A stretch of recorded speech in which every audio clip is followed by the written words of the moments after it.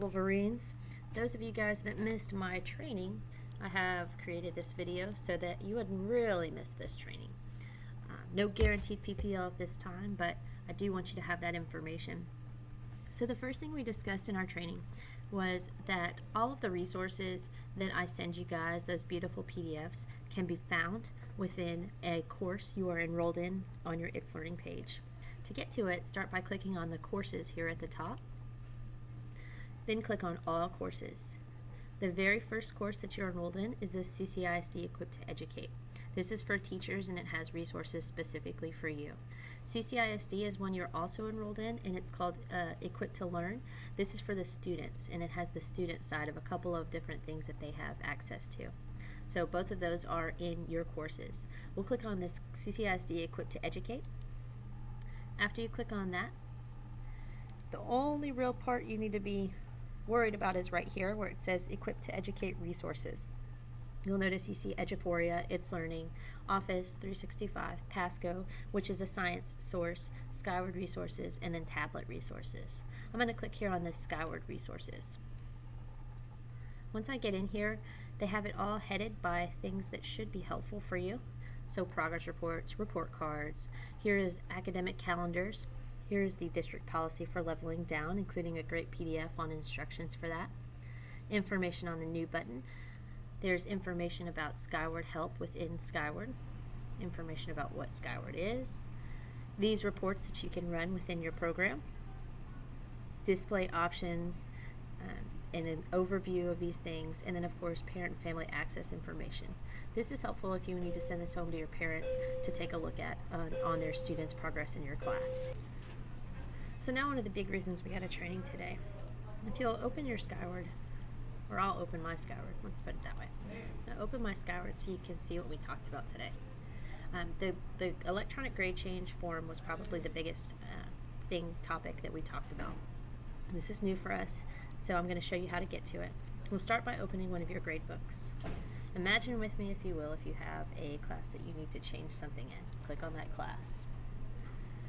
Once your class pulls up, you're going to go to the grading period that's locked. Remember that the quarters are the only periods that lock down, okay?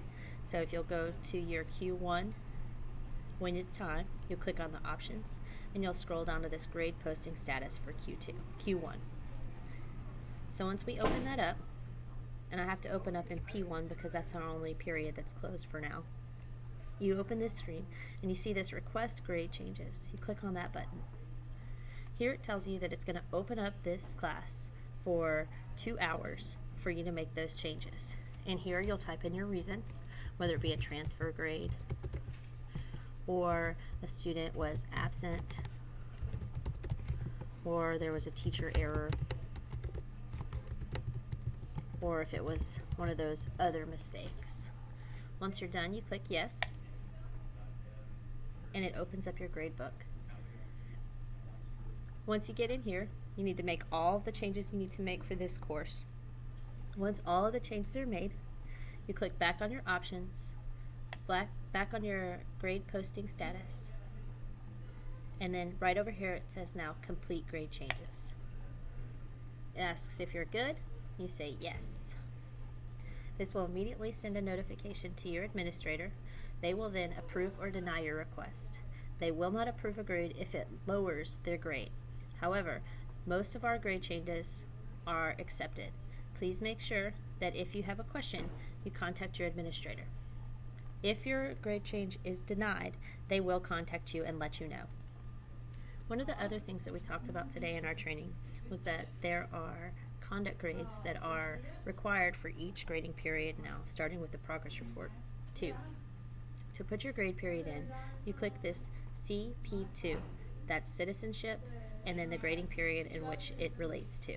So once you click on that, once you've clicked on the CP2, you can come in here where it says default blanks, and you can change them all to the same one or the one that most of your kids have. Remember, if you click on this, it's going to give you a bunch of numbers, but the 4 letters that you're concerned with are E, S, N, and U. So once you type in the letter, it's going to say that you're going to default. So you say yes, and then here they come. If you need to go in and make different changes for these kiddos, just find the kids that need the different grades and put those in. Once you're finished, please make sure you click Save. Remember, a citizenship grade is required for all grading periods from now on. The next thing we talked about is posting comments. Right here in the middle, you see Posting. You can click on Post Comments. Remember that little orange square you got with the comment grades on them? Yeah, that is going to be where you make your comments from. So you click on Progress To, you click on Post Comments, and you can select up to 2 comments for each kid. Remember that you can also default links for all of them. So if you want them to know that they're really great, you can post them in there. Okay? Click Save when you're finished, and then you're done.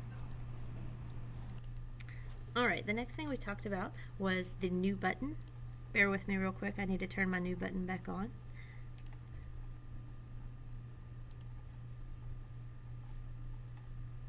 Alright, so Mr. Jason Flores in my class is new to my class. So I click on this yellow new button next to his name. It's very important that you use this so that you know when you have new kiddos in your class. So if you click on this new button, you can come here and you have the different options. We're really mostly concerned with options 2 and 3.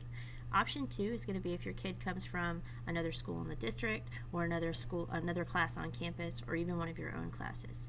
You'll have an option to transfer either the assignment and the term grade or just the term grade once you have that.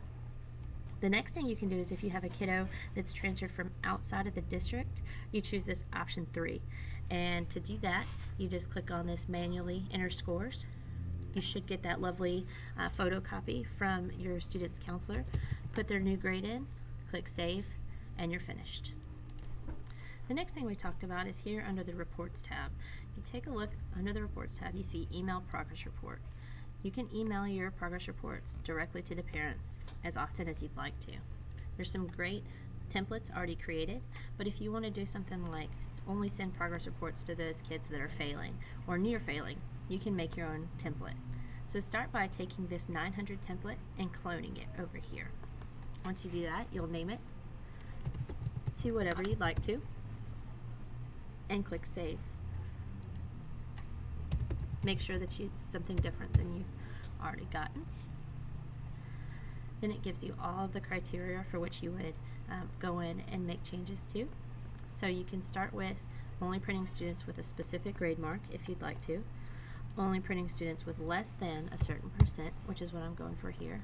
You can also print students with a certain number of absences, less than or greater than here.